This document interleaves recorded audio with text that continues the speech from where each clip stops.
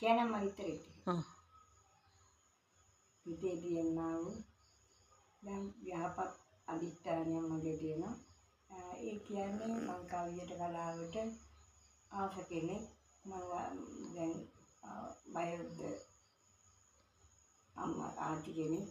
නමුත් මගේ හිතේ තියෙනවා කාට හෝ යම්කිසි සතුටක් ලබන්න පුළුවන් නම් ඒ මගේ සතුටයි. ඒක මගේ සතුටක්. ඒ නිසා කවියට කලාවට මම ආස කෙනෙක්. පොඩි කාලේ ඉඳලාම ඒ නිසා මම මේ කියන කවියෙන් යම්කිසි කෙනෙක් සතුටටපත් වෙනවා නම් ඒක මට සතුටක්. මේමයි කියන්න. හරි. ගුණදම් රකින්න යහපත් ගති තිබෙන මට මගේ සිත සැනසීම විදසින් කවියේ තුට නිවැරදි විලස ජීවිත ගෙවමින් මට කවියට කලාවට අත දෙන කෙනෙක්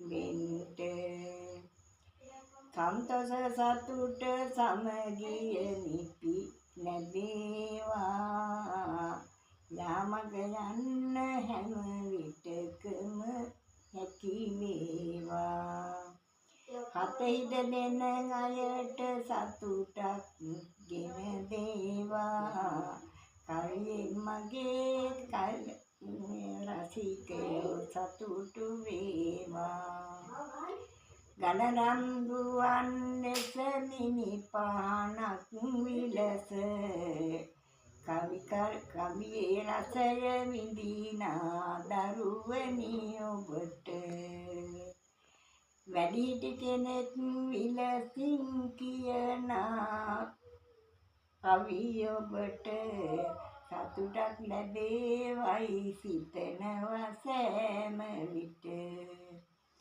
නෙත් කරුණාව හදවත තුල ඇති වේවා සමගිය සමාදානය එයගෙන දේවා සතුටින් සමාදානෙන් ජීවත් වේවා ඔබ සැම දෙනාටම මගේ ආසිරි වේවා